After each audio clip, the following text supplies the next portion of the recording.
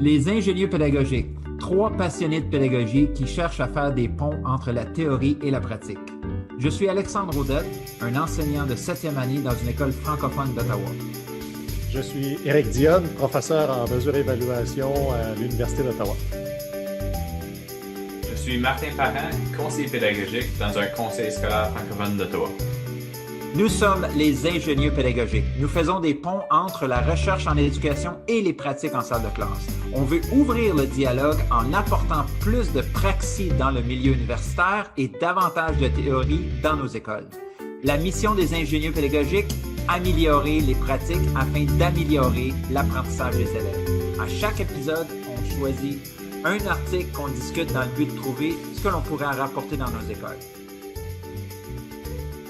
Bonjour et bienvenue à cet épisode des ingénieux pédagogiques, un podcast qui a été créé pour faire un pont entre la recherche en éducation et le milieu de pratique en éducation, l'enseignement.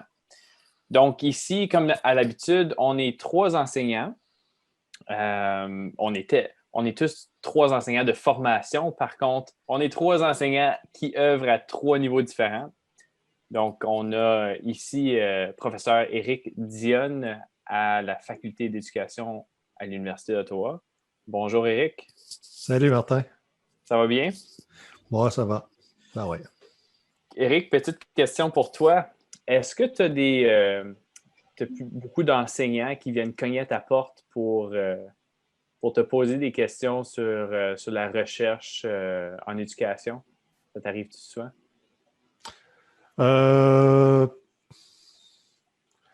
Souvent, peut-être pas, mais on aimerait que ça arrive justement un petit peu plus souvent que ça, là. Mais tu sais, j'ajouterais quelque chose, Martin, c'est un point, on a deux points communs. Le premier, c'est qu'on a tous déjà enseigné au primaire, au secondaire. Et le deuxième, c'est qu'on a tous fait de la recherche. On a chacun au moins une maîtrise, là. Donc, on est allé en fait des deux côtés, du côté de la pratique et du côté de la recherche aussi, là. Mais pour revenir à ta question, ça arrive, mais on aimerait que ça arrive plus souvent. C'est ça, c'est le but du podcast. Fait que c'est justement de créer un pont puis de créer un dialogue, permettre le dialogue entre chercheurs d'université, professeurs d'université, puis enseignants en salle de classe. Et puis, on a M. Alex Audet. Salut Alex. Bonjour. Oui, parlant d'enseignant en salle de classe, je suis l'enseignant de salle de classe ici. J'enseigne en 7e année dans une école à Ottawa. Oui, puis Alex, tu te promènes-tu des fois sur le campus de l'université pour jaser des profs d'université? C'est un peu loin de où est-ce que j'enseigne, mais si je pouvais, j'irais, mais non, il n'y a pas grand monde qui font ça, là. Non, c'est ça, exactement. Puis justement, c'est ça notre but, c'est de faciliter ce dialogue-là, puis de critiquer un peu cette recherche-là, à cause on a souvent l'impression en tant qu'enseignant si on a la chance de lire ces articles de recherche-là, on se dit des fois, OK, ben ça a été fait dans quel contexte? Est-ce qu'ils ont pensé à ça, cette réalité-là que nous autres, on vit dans notre salle de classe?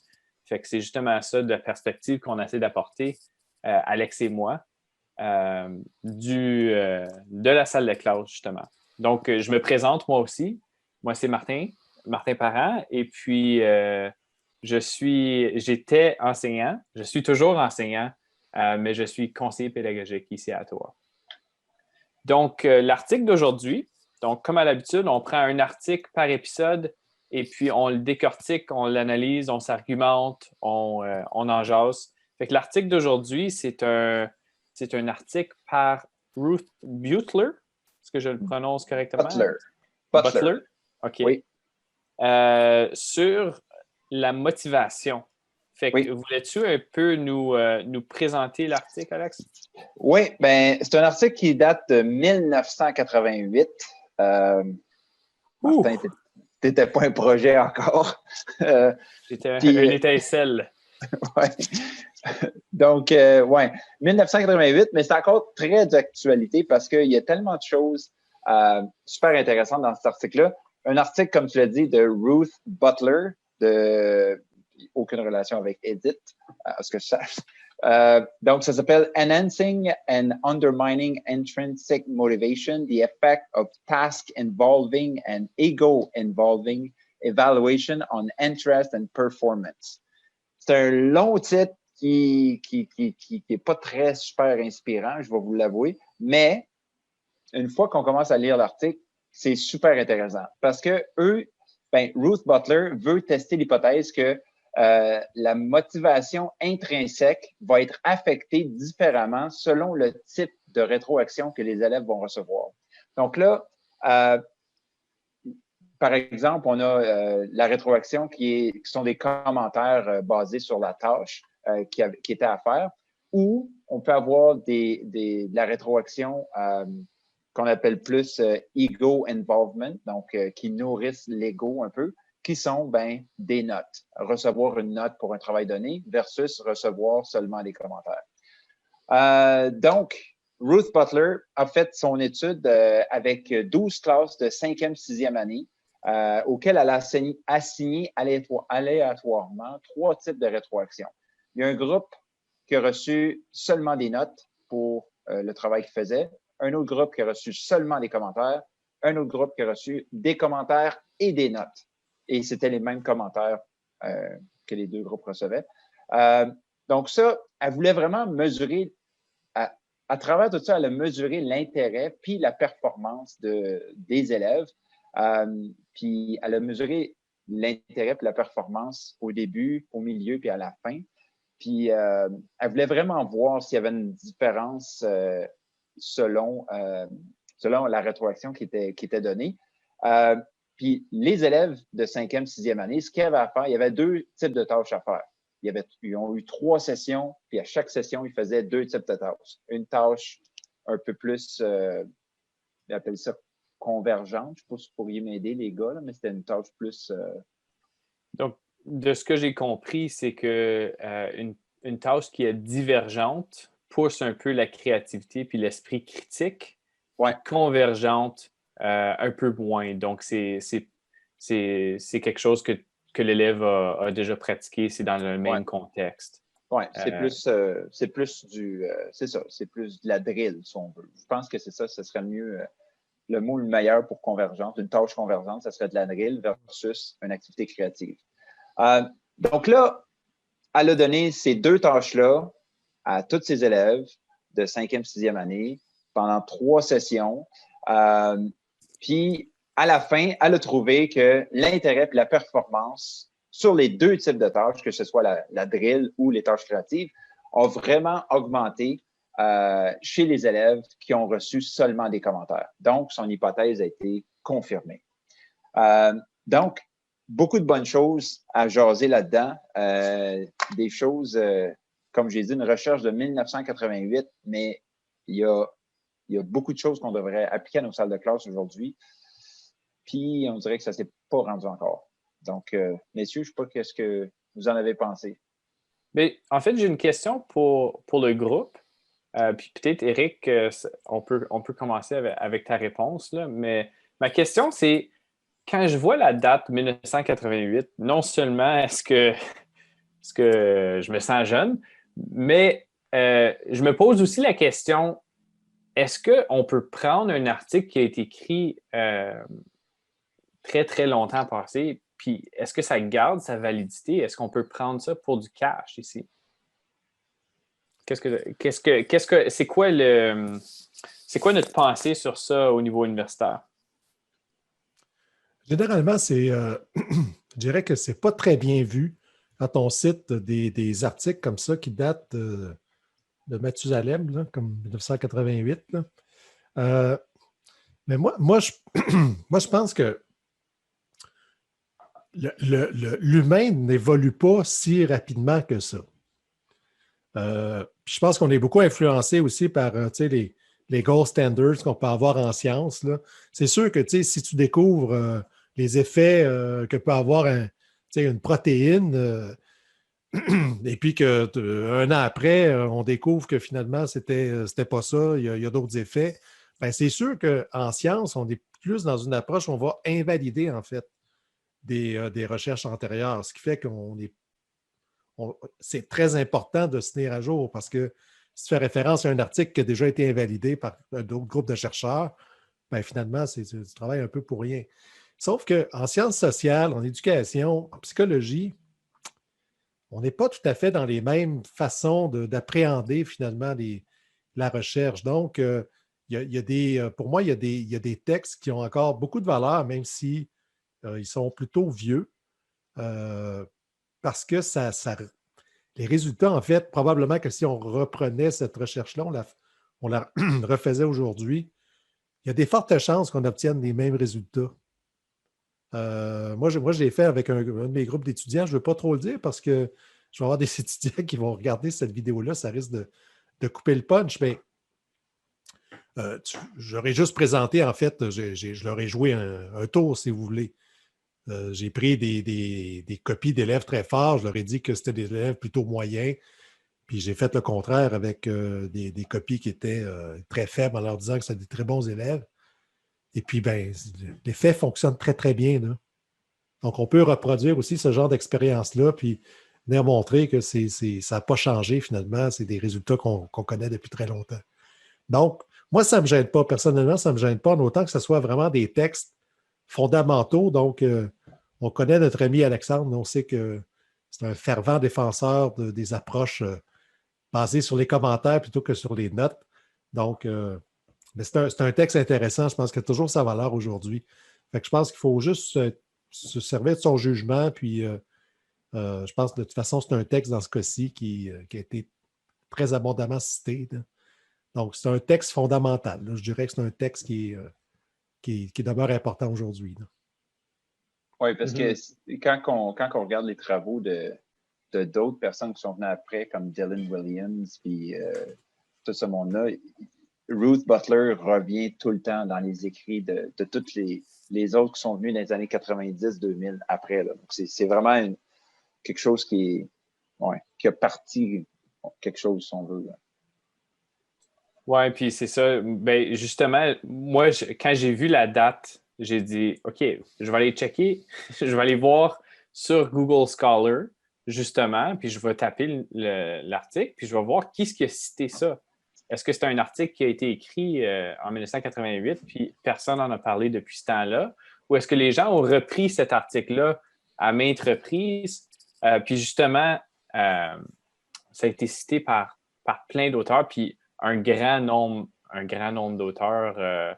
Jusqu'à ce jour, là, on a des articles qui ont été cités je pense en 2012, qui citaient justement Ruth Butler. Fait que ça a été un indicateur pour moi. OK, ben, on en parle toujours. Fait qu'il y a une importance ici. Puis des fois, justement, les sujets fondamentaux ici expliquent vraiment bien la base de cette idée-là. Puis les articles qui suivent, des fois, vont construire sur cette fondation-là, puis vont peut-être pas aller dans tous les petits détails. Fait que d'aller revoir ces articles fondamentaux-là, je trouve que ça a une valeur justement à OK, ben c'est ça que l'auteur, c'est ça, OK, les idées que l'auteur avait pendant qu'il écrivait cet article-là. Donc, c'est intéressant ici. Fait que je voulais juste avoir votre perspective par rapport à ça. Donc, Alex, si tu veux nous commencer, c'était quoi peut-être un des plus gros points qui t'est sauté aux yeux? Bien, j'ai trouvé vraiment intéressant que l'auteur ait pensé de faire des tâches plus comme de la drill, puis des tâches plus qui allaient vers la pensée créative. C'est sans surprise que les notes viennent compromettre la performance des élèves dans les exercices de pensée créative. Parce que les élèves performent beaucoup mieux quand ils s'attendent à avoir des commentaires dans des tâches créatives. Quand ils s'attendent à avoir une note, ils vont jouer safe, puis ils vont y aller pour, c'est ça, juste pour viser la récompense qui est la note. Puis c'est le chemin le plus facile pour aller à la note qui va prévaloir. Tandis que pour la créativité, ben il n'y a pas vraiment de chemin facile vers la créativité. Il faut vraiment que tu te casses la tête pour être créatif. Fait que c'est pour ça que les élèves performent. Une des raisons pourquoi les élèves performent moins bien lorsqu'ils ont une note au bout. Un Une autre chose que j'ai trouvé super importante, c'est qu'on disait que les élèves, les jeunes, lorsqu'ils commencent l'école, les notes sont pas si importantes. Puis c'est vers la 4e année à peu près que la plupart des élèves réalisent que, ben, pas qu'ils réalisent, mais qu'ils commencent à penser que leurs habiletés, c'est quelque chose qui est stable et que la meilleure manière de se comparer puis pour mesurer ses habiletés, c'est en se comparant avec les autres. Donc, c'est à partir de la 4e année que l'auteur disait que les élèves commencent à comparer leurs notes avec leurs voisins. Puis après ça, on sait que ça dure jusqu'à temps qu'ils graduent de l'université. On se compare tout le temps. Je ne sais pas qu'est-ce que vous en pensez, messieurs. Éric, commentaire par rapport à... Moi, je vois 2 points. Là. Je vois le premier point, justement, que la note vient démotiver un peu ou vient inhiber ou stopper la prise de risque. Fait que ça, c'est peut-être un premier point. Puis le deuxième point, que la compétence des élèves est vue comme stable après la 4e année. Donc, une autre idée intéressante. Éric, commentaire par rapport à ça? Ben, moi, je pense que ça serait intéressant vraiment à vérifier s'il n'y a pas des écrits là-dessus ou d'amener peut-être des projets de recherche sur cet aspect-là. Moi, je soupçonne en fait que les enfants, ils comprennent bien avant la 4e année que les notes, c'est important, puis quel est l'impact que ça peut avoir sur leurs apprentissages, mais aussi sur le fonctionnement, sur les attentes qu'on peut avoir envers eux, etc. là. Donc, j'ai écrit un texte là-dessus là, qui devrait paraître bientôt là, sur le concept de contrat d'évaluation. C'est un peu ce que j'essaye de montrer, c'est que dans le contrat d'évaluation, c'est toutes les règles explicites, mais aussi implicites. Tu sais, dans le fond, on nous apprend pas, on nous dit pas, tu sais, dans tel cours, par exemple, le prof, lui, il met l'accent beaucoup justement sur les résultats scolaires, où il va poser des questions, il faut faire attention, il va poser des questions plus sur plus en périphérie, là, des questions qui ne portent pas nécessairement sur ce qui est enseigné, mais sur des pognes, quoi. Tu sais, c'est pas enseigné, mais les élèves le savent. Ils savent vite, rapidement, en fait, ils vont dire OK, ce prof-là, il est juste, ce prof-là est injuste, ou ce prof-là, il essaie de me coincer, ou non, ce prof-là, il est fair. Puis, et je pense que même très tôt, en fait, les enfants, même au primaire, au début du primaire, je pense qu'ils savent là, à qui ils ont affaire, autrement dit. Là. Donc, fait que ça serait intéressant de voir si ça se développe plus tôt que la 4e année. Moi, je pense que oui, là, je mettrais une grosse hypothèse là-dessus. L'autre chose, puis c'est peut-être, tu vois, dans l'année de parution de cet article-là, je pense qu'il a été soumis en 86, hein, quelque chose comme ça. Là. Il est paru peut-être en 88, mais il me semble que j'ai vu 86, en tout cas, fin des années 80. Mais on parlait moins à ce moment-là des critères d'évaluation. Tu sais, on était plus dans des approches plutôt normatives, des résultats standardisés. Analytique. Ça a comme pas mal changé, ça, depuis une trentaine, quarantaine d'années. Là, franchement, on est passé à autre chose. On est passé plus à des approches critériées. Puis ça aurait été intéressant de voir c'était quoi finalement les critères d'évaluation, c'était quoi la démarche d'évaluation aussi autour de ces tâches-là. Donc, comment c'était présenté? Parce que là, c'est un peu...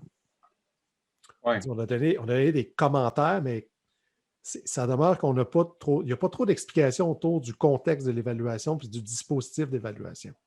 Mais ça, je pense que c'est quelque chose qui a pas mal changé depuis la fin des années 80. Oui. Une des choses qui m'est sautée aux yeux, moi, c'est quand on parlait de justement voir la compétence comme étant stable. Donc, les élèves comprennent que leur compétence ne va pas changer au travers des années. Ça, c'est un concept que Carol Dweck apporte quand elle parle du mindset, l'état d'esprit. Fait que tout de suite, j'ai cliqué avec ça. Puis justement, quand je faisais ma recherche pour voir qui est-ce qui avait cité Ruth Butler, Carol Dweck l'a cité, je pense, en 2011. Donc, ce que Carol Dweck puis la mentalité de croissance nous dit, c'est que quand on a un état d'esprit fixe, c'est que souvent, les élèves vont voir leurs notes ou leurs performances comme étant à l'extérieur de leur contrôle. Ils n'ont pas un contrôle dessus. En plus, cette performance-là, elle est stable. Et en plus de ça, c'est...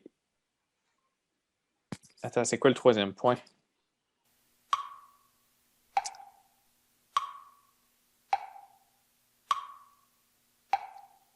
Prends ton temps, on va couper au montage. C'est ça. Incontrôlable, stable, puis à l'extérieur d'eux. C'est incontrôlable. Fait qu'en plus de ça, c'est incontrôlable. Fait que c'est permanent, ça ne changera pas, c'est pas dynamique, c'est à l'extérieur de. Ils n'ont pas un contrôle de ça, puis ça vient de l'externe ici. Donc, moi, tout de suite, quand j'ai vu, OK, ben un état d'esprit fixe, c'est ça. Mais on a des techniques, justement, dans certains scénarios qui peuvent avoir une influence sur l'état d'esprit des élèves. On en a parlé dans un épisode antérieur, justement, où est-ce que les élèves qui performent un petit peu moins bien ou à niveau socio-économique un petit peu plus bas, particulièrement dans certains domaines, en mathématiques, par exemple, on voit qu'il y a des interventions qui peuvent fonctionner pour justement changer cette mentalité de croissance-là, changer l'état d'esprit, puis justement voir que, guider l'élève à voir que justement, quand il met des efforts, ben, la performance peut changer. Donc, il y a un contrôle sur sa performance, puis sa performance peut être dynamique, elle n'est pas stable. Donc, je me posais des questions par rapport à ça, justement. Donc, si c'est ça notre focus, est-ce qu'on devrait se concentrer sur notre intervention au niveau de l'état d'esprit ou est-ce qu'on devrait se concentrer sur la rétroaction? Fait que ça, c'était une question que je me suis posée. Je ne sais pas qu'est-ce que tu en penses, Alex. Ben moi, je pense qu'un ne va pas sans l'autre. Dans l'étude, l'auteur Ruth Butler nous dit à la fin que lorsqu'elle a mesuré l'intérêt des élèves, ben, puis ce que je n'ai pas dit tantôt, c'est que les élèves avaient été divisés. On avait pris des élèves performants puis des élèves sous-performants pour analyser les données. Puis chez les élèves performants qui ont reçu des notes, soit la note toute seule ou la note et le commentaire, eux, leur intérêt restait toujours très élevé parce qu'ils savaient qu'il y avait une autre chance de recevoir une note, qu'il y avait une autre chance de recevoir un petit bonbon là, au bout. Fait que les autres, leur intérêt était élevé. Est-ce qu'il y avait une mentalité de croissance ou une mentalité fixe? Je ne sais pas, mais il y allait vraiment pour le bonbon. Tandis que chez les élèves qui recevaient des commentaires, ben eux, ils ont vraiment bien performé à travers toutes les tâches.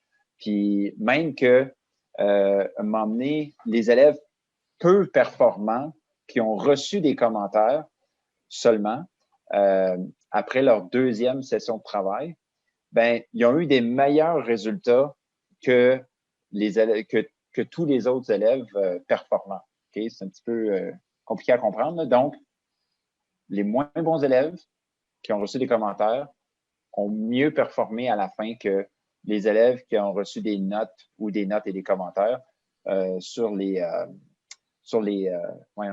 tâches créatives. Donc, ça, je trouvais ça super intéressant parce que ça montre la puissance que peut avoir un commentaire pour l'amélioration de l'élève puis éventuellement son apprentissage. Ça me fait penser, ça, justement, à un élève qui se concentre sur le processus. Ouais. Quand tu fais des IRM de personnes ou d'élèves qui se concentrent, qui ont une mentalité de croissance, justement, les régions du cerveau qui s'allument, c'est les régions du cerveau qui sont liées au processus. Donc, l'élève n'est pas en train de se concentrer sur le résultat final, il est en train de se concentrer sur OK, c'est quoi ma prochaine étape pour mieux réussir ça. Fait que je trouvais ça intéressant. Mais je t'ai coupé la parole, Éric. Non, tout ce que je voulais dire, c'est que c'est sûr que c'est sans surprise, en fait, pour les élèves performants, parce que de toute façon, c'est des élèves pour qui le système d'éducation, en fait, leur scie bien. Ça a été notre cas aussi à nous trois, puis c'est aussi le cas de la plupart des profs. Les profs, c'est des gagnants du système d'éducation, là. Donc, c'est sûr que c'est un système qui fonctionne bien parce que tu vas à l'école, tu n'as pas de difficulté d'apprentissage, tu as une récompense. Cette récompense-là, elle est agréable. Ça amène une estime de soi qui est glorifiée en quelque sorte. Les parents sont contents. Fait que c'est sûr que pour les élèves qui sont performants, c'est sûr que c'est un système qui fonctionne bien. Mais ce qui est intéressant dans l'étude, c'est de montrer justement pour les élèves qui étaient réputés plus faibles.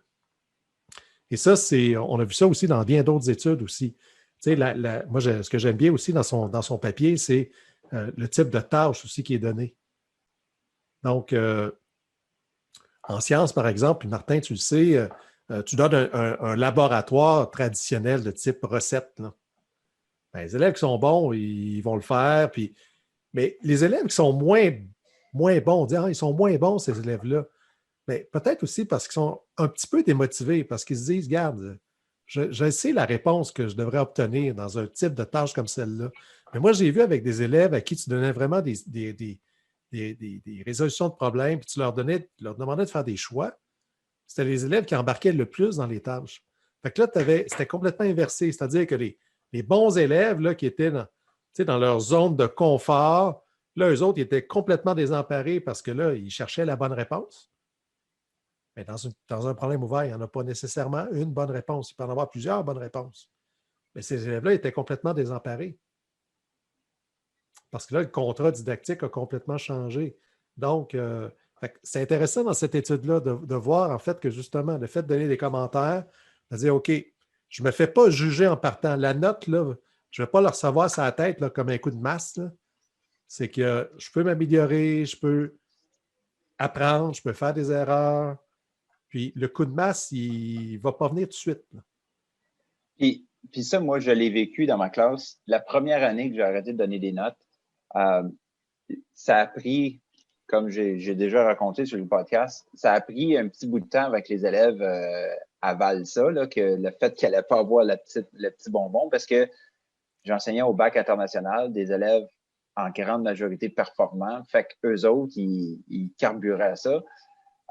Ça a pris du temps, mais petit à petit, avec la relation qui s'est installée entre moi et mes élèves, la confiance qui s'est bâtie entre moi et mes élèves, à la fin de l'année, là, écoute, on a fait des projets, là, j'avais fait faire un projet sur une recherche en histoire. Je les avais emmenés au centre-ville d'Ottawa, je les avais lâchés là au centre-ville. J'avais dit, OK, il y a des édifices historiques, des statues, il y a toutes sortes d'affaires.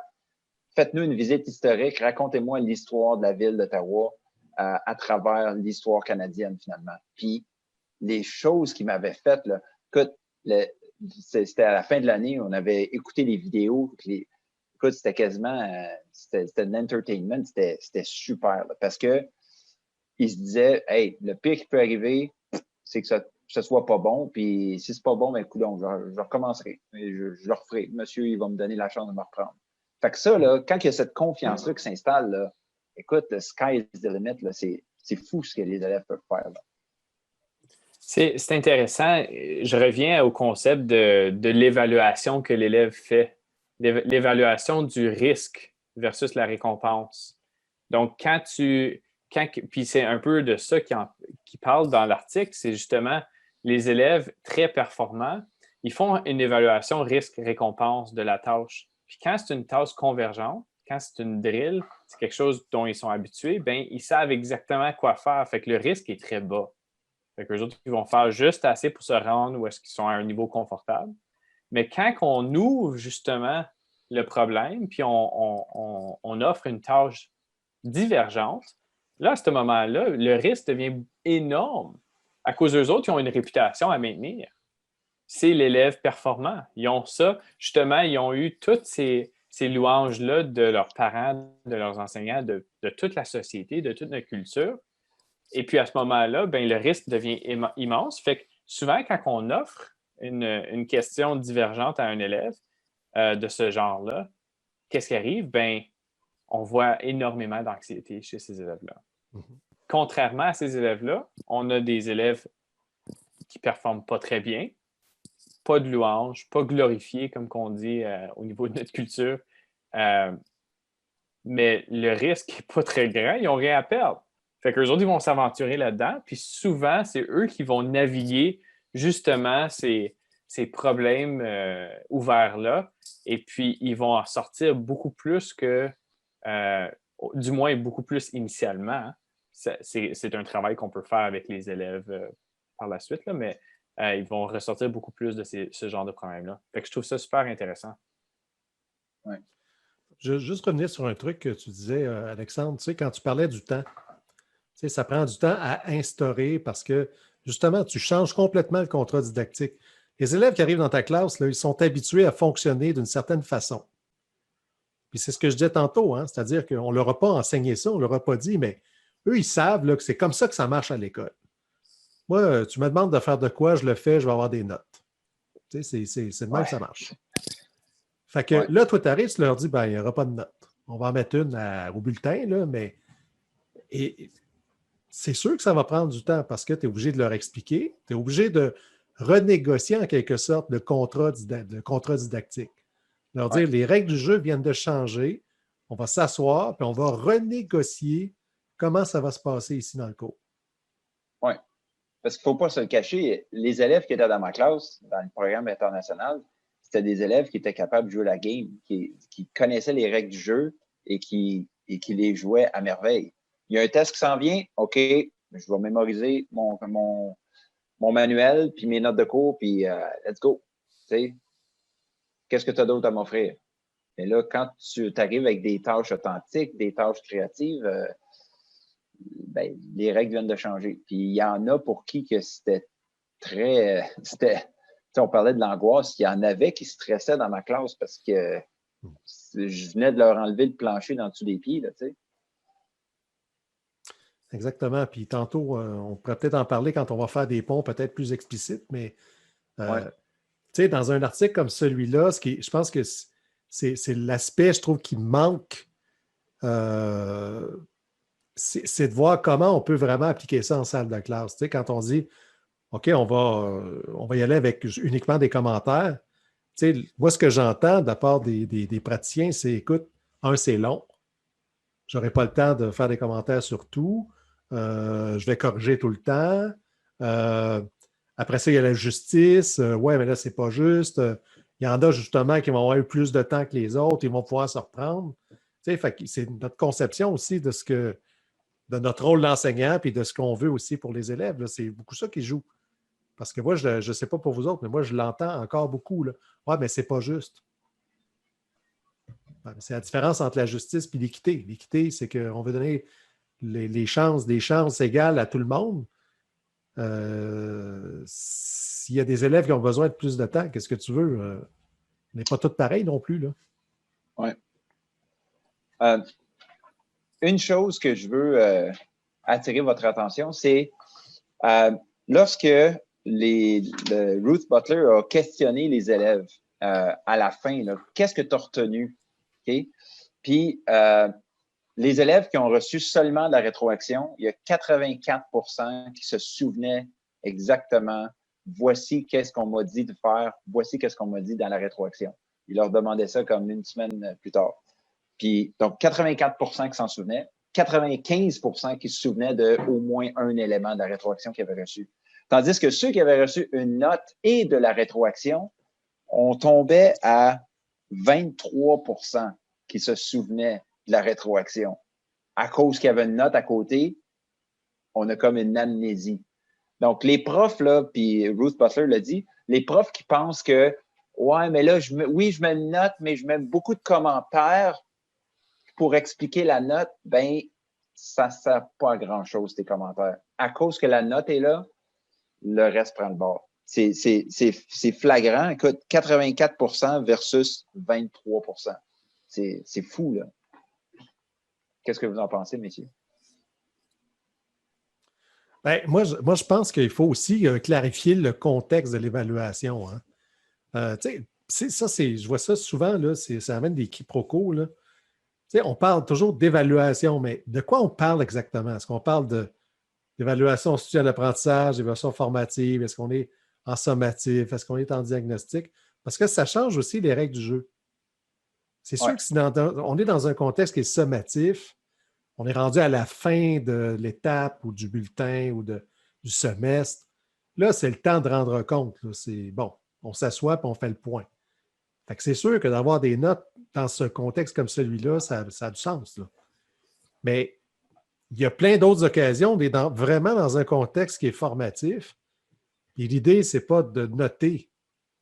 C'est pour ça qu'on a changé aussi l'appellation. On essaie de s'éloigner de l'évaluation sommative, parce que sommative, on se dit c'est une somme de notes. Là. Puis c'est peut-être pas ce qui est de plus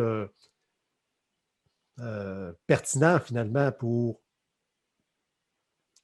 vraiment rendre compte des apprentissages des élèves. Dans le fond, sur une année scolaire, les dernières tâches ont probablement plus d'importance que les premières. Mois de septembre, mois d'octobre, ça vaut ce que ça vaut, quoi. On est plus intéressé par ce qui s'est passé à la fin de l'année.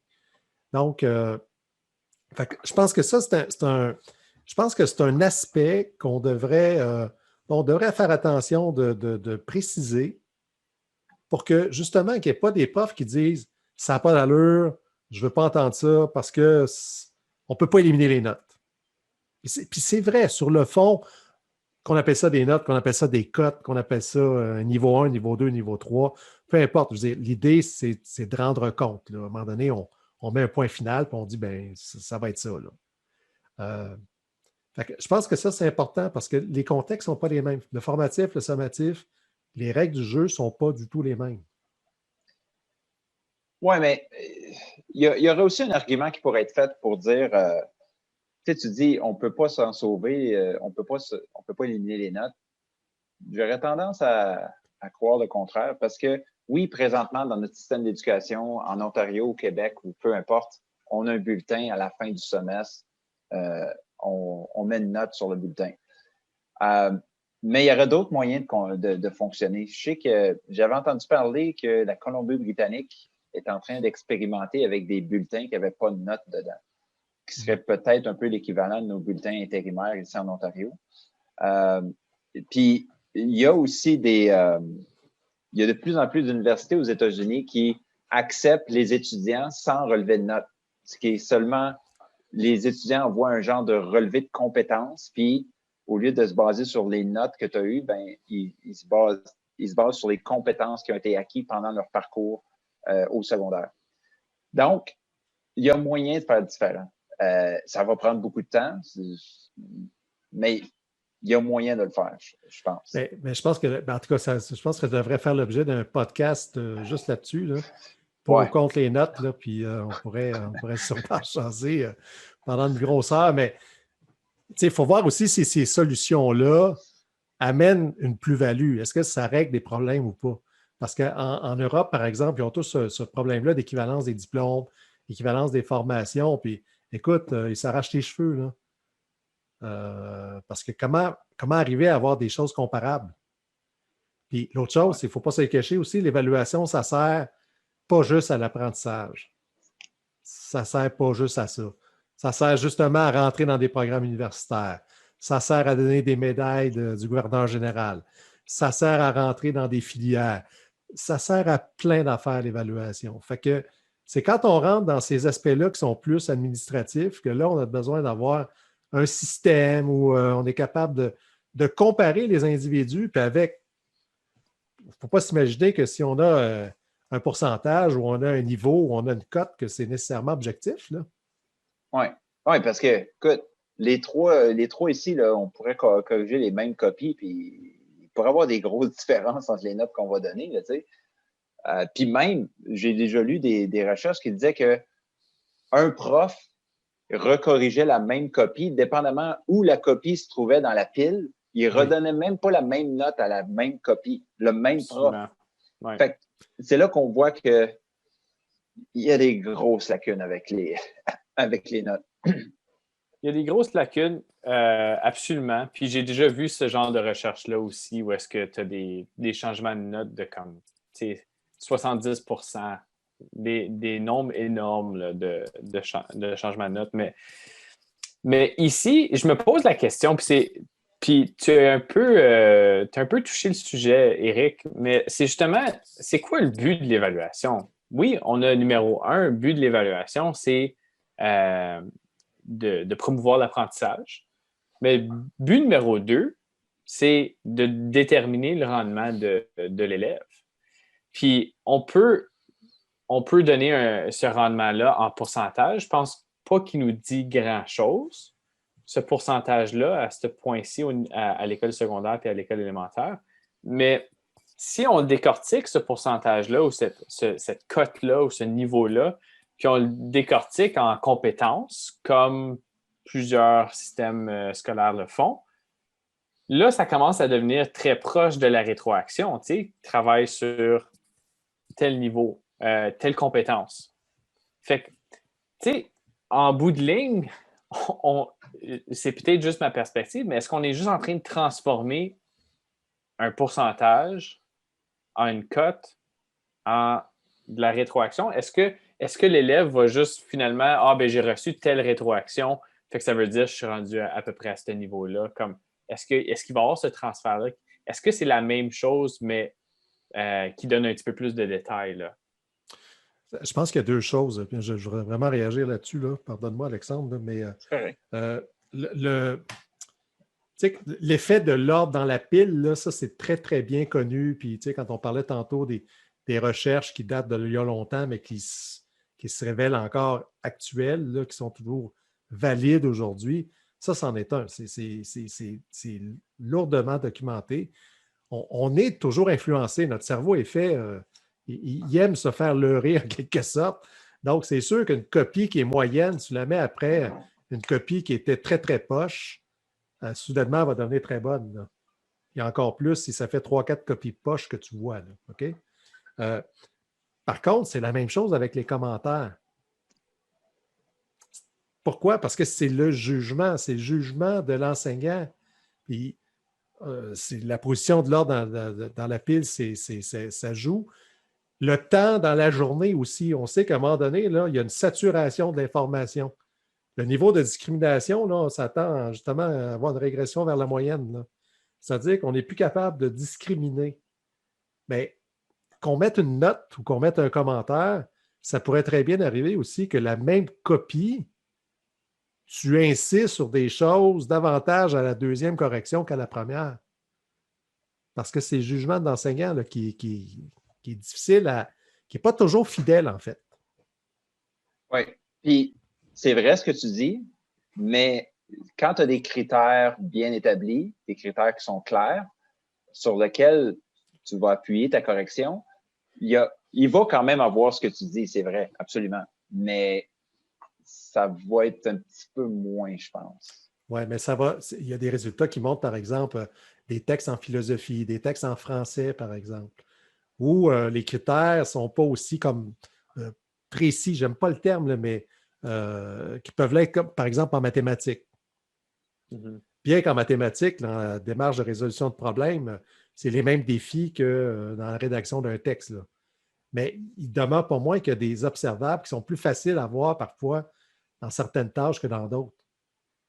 Et le problème, en fait, c'est toujours dans ces tâches-là où c'est plus difficile d'avoir des observables qui ressortent clairement. Tu sais, l'esprit critique, par exemple. C'est difficile d'avoir une définition opérationnelle de ce que c'est que l'esprit critique.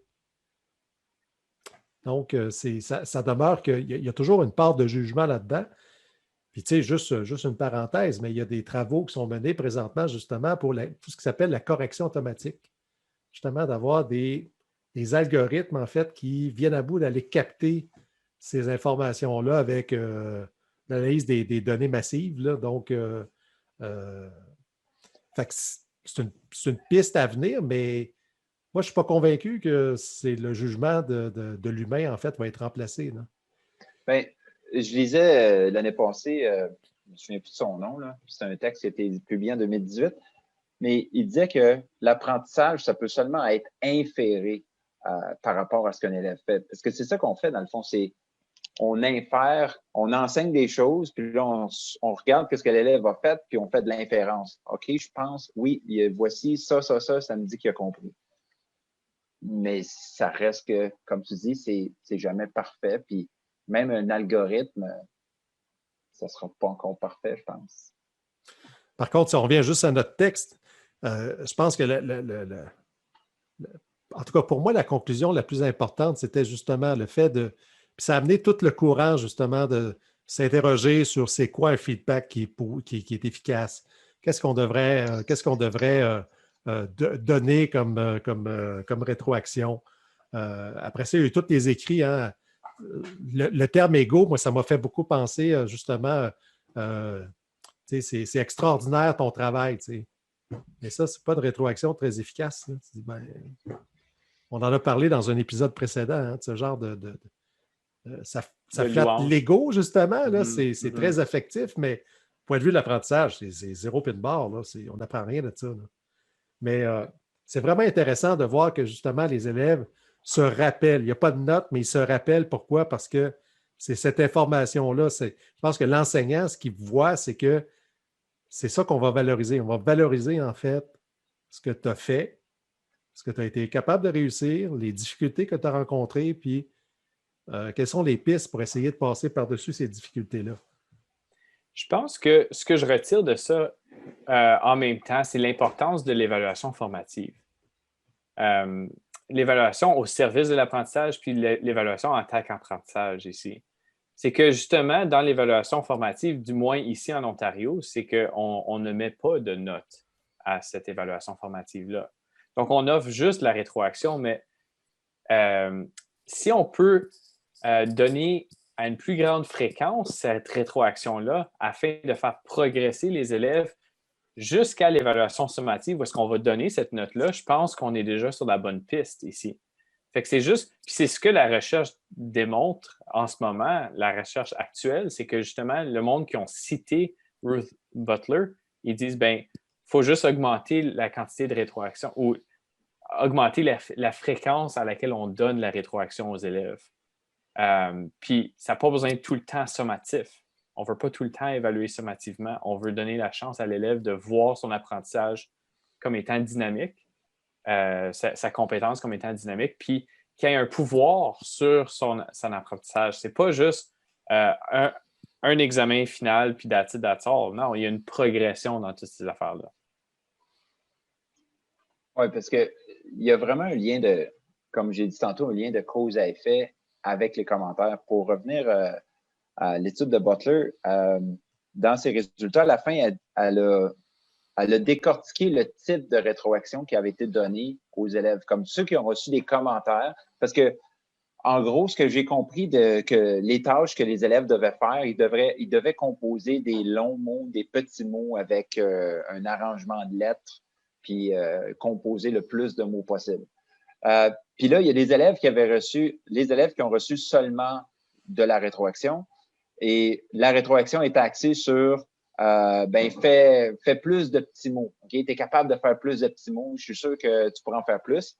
87% de ces élèves-là, la session suivante, ont fait plus de petits mots. Tandis que ceux qui ont eu le même commentaire, mais accompagné d'une note, seulement 31% ont fait plus de petits mots. Donc, il y a vraiment... Puis il y avait aussi des longs mots à faire.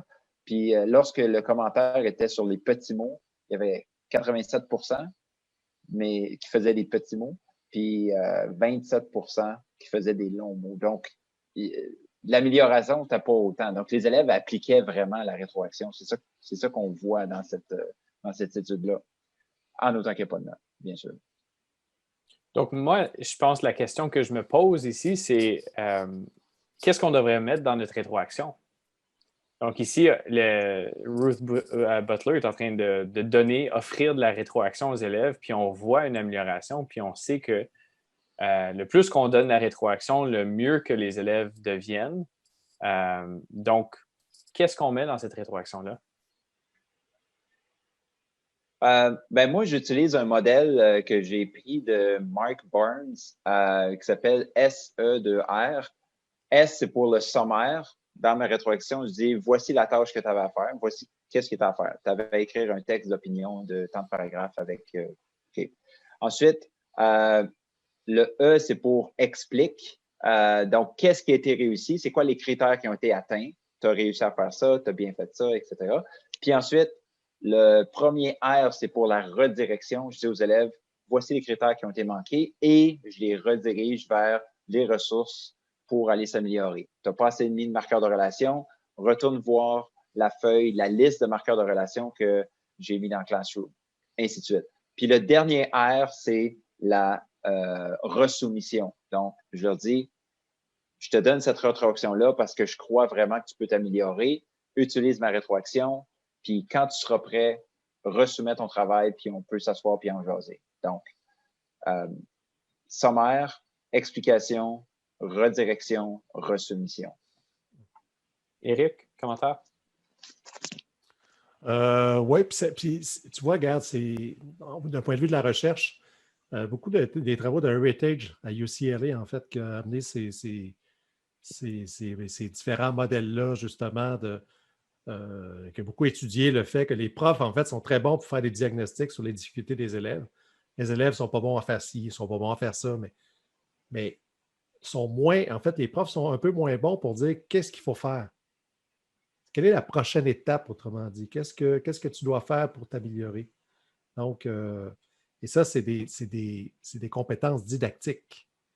Le marqueur de relation, de référer l'élève à une liste de marqueurs de relation, c'est une chose, mais de comprendre c'est quoi un marqueur de relation, dans quel contexte je vais l'utiliser pour assurer du transfert, c'en est une autre. Fait que ça, c'est des aspects aussi qu'il ne faut pas oublier. Là. C'est vraiment des aspects didactiques, donc qui permettent de faire des ponts entre les savoirs savants et les savoirs enseignés. Là.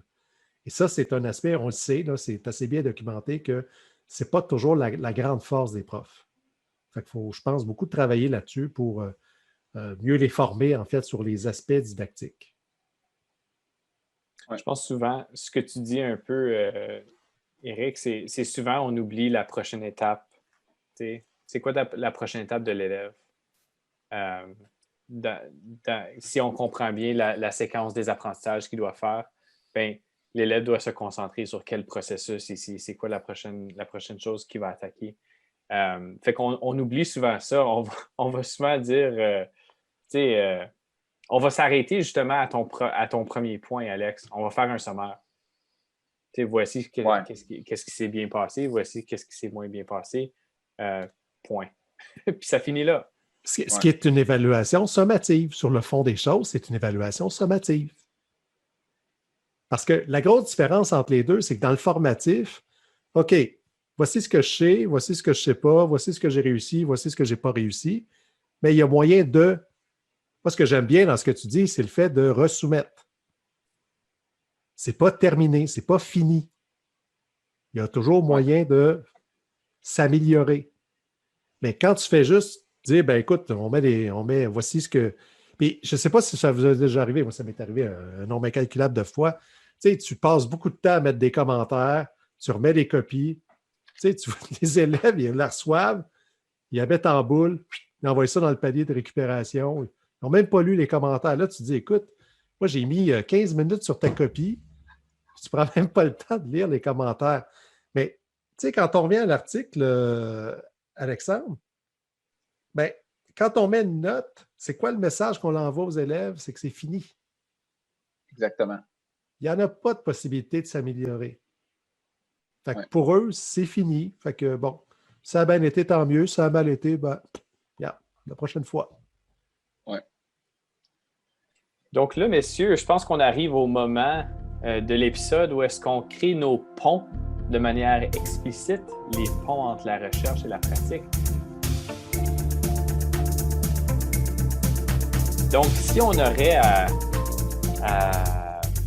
créer ces ponts-là, ce qu'on retire de cet article-là pour apporter dans notre salle de classe. Donc, Alex, qu'est-ce que tu retires de cet article-là?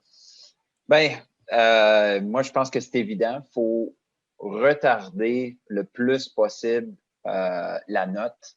Le prof peut corriger le travail la première fois, mettre des commentaires, puis laisser le temps à l'élève, justement, de continuer son apprentissage le plus longtemps possible. Parce que, comme Éric vient de dire, la minute qu'on met une note, l'apprentissage, c'est fini. Donc, au moins commencer à retarder la note. Puis peut-être qu'à un moment donné, ben, vous allez juste fonctionner avec la rétroaction descriptive, parce que c'est ça le mot, rétroaction descriptive. Bravo, mon chou, ça aide pas à s'améliorer, ça.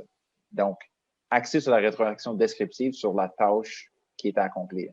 Donc, où est-ce que tu en es présentement? Qu'est-ce qui te manque pour aller où est-ce que je veux que tu sois? Mm-hmm. Fantastique. Est-ce que je peux ajouter un truc là-dessus? Oui. Qui, moi, me fait sortir de mes gonds. Tu vois, moi, je suis tellement d'accord sur le principe, Alexandre, là, mais le problème que j'ai à l'université, là, c'est que je ne peux pas faire ça.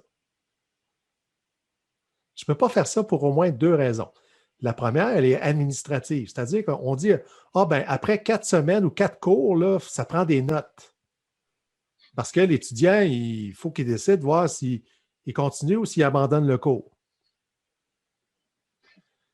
Pour le cours au bac que je donne, là, je suis le seul prof qui le donne. Fait que, l'étudiant qui rentre au premier cours et qui ne met pas à face, là, lui, il ne sait pas, là, mais c'est la seule face qu'il va avoir en évaluation, c'est la mienne. Fait qu'il n'y a pas d'intérêt trop à dire, je vais abandonner le cours, je vais leur prendre une autre session, ça va être encore moi, là. Fait que il n'y a pas de. C'est pas un argument qui est très, très solide. Puis deuxièmement, souvent, ça vient aussi des étudiants qui vont dire ça n'a pas d'allure, 80% des points qui vont être ramassés au dernier cours parce qu'il y a, par exemple, un examen puis le travail de session. Puis moi, mon principe, c'est de dire je vais vous donner le maximum de temps pour faire les apprentissages, justement. Mais chez beaucoup d'étudiants, ils vont dire mais ça me met trop de pression finalement. J'aime autant avoir des notes au fur et à mesure, comme ça me rassure. Fait qu'il y a cet aspect-là, puis c'est pour ça que je te disais que c'est difficile de sortir d'un système qui est aussi bien huilé. Il est huilé depuis longtemps, ce système-là.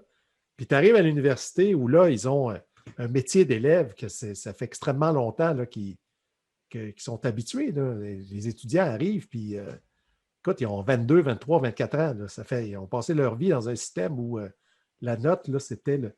Fait que, tu vois, ça dépend je suis complètement d'accord sur le principe.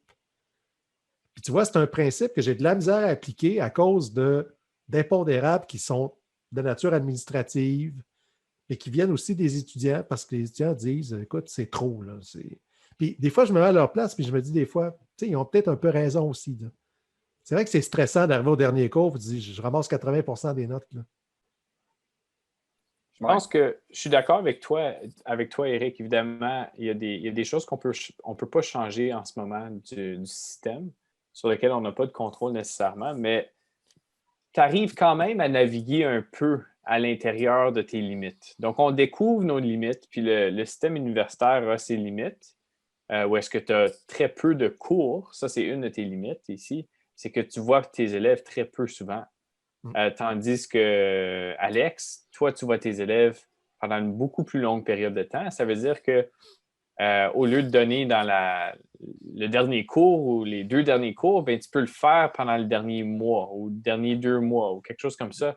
Tu as quand même des bulletins qui s'en viennent de manière intermittente, mais comme tu as un peu plus de lousse. Donc, les limites sont différentes.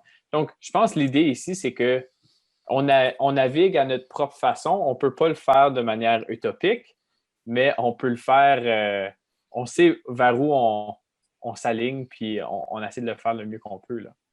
Oui, puis si je peux donner un conseil aux profs qui nous écoutent, là, moi, quand j'ai arrêté de donner des notes, je donnais des notes aux élèves, mais je le gardais dans mon cahier, puis je ne le montrais pas à personne. C'était juste comme, au cas où est-ce que ça ne marche pas, mon affaire, au moins, j'allais avoir des notes. Mais je ne les montrais pas à personne. Fait que, tu sais, vous pouvez commencer comme ça. Tu redonnes les copies aux élèves, pas de notes dessus, juste des commentaires, mais toi, dans ton cahier, tu en as des notes, juste au cas. Puis, ben, petit à petit, j'ai cheminé, puis ben là, j'ai plus de relevé de notes, de registre de notes, j'en ai pas. J'ai juste des commentaires. Fait que, tu sais, c'est d'y aller petit à petit, puis essayez des choses. Essayez-le sur une évaluation. Faites juste donner une évaluation à vos élèves, puis rendez-les juste avec des commentaires. Puis observez les réactions. Ça va, ça va être intéressant, je vous le garantis. Tu vois, moi, je trouve que ça, c'est un discours qui est accrocheur parce que je le trouve, tu vois, réaliste.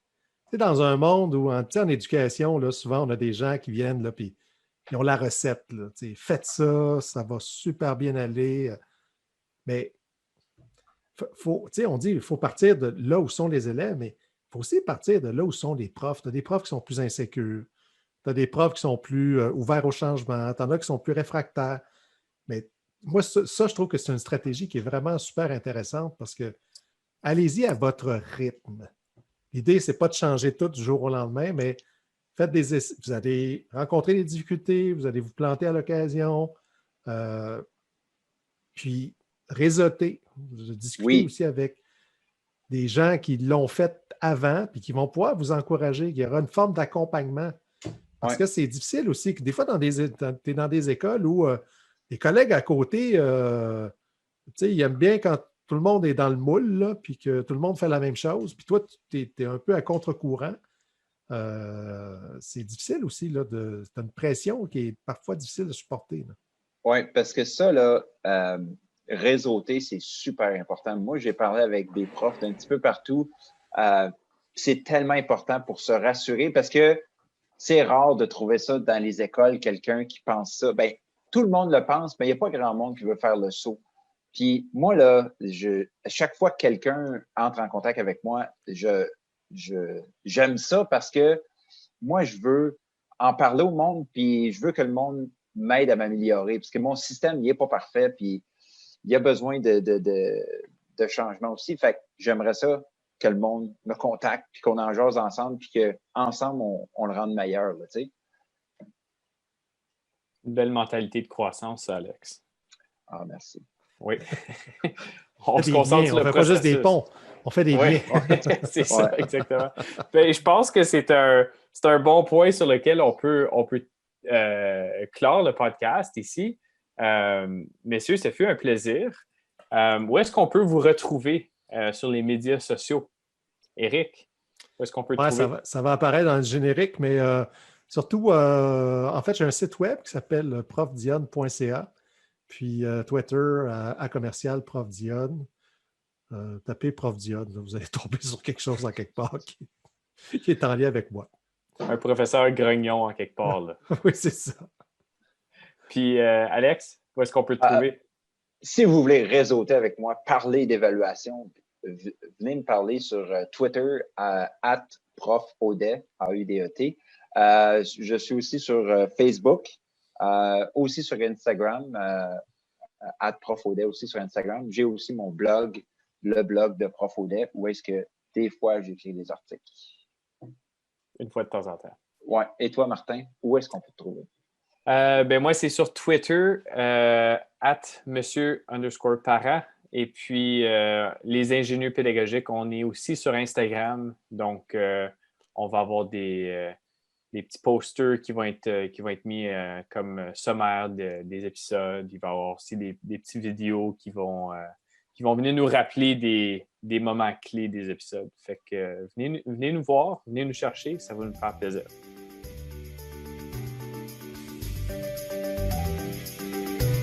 Nous sommes les ingénieurs pédagogiques. Nous faisons des ponts entre la recherche en éducation et les pratiques en salle de classe. On veut ouvrir le dialogue en apportant plus de praxis dans le milieu universitaire et davantage de théorie dans nos écoles.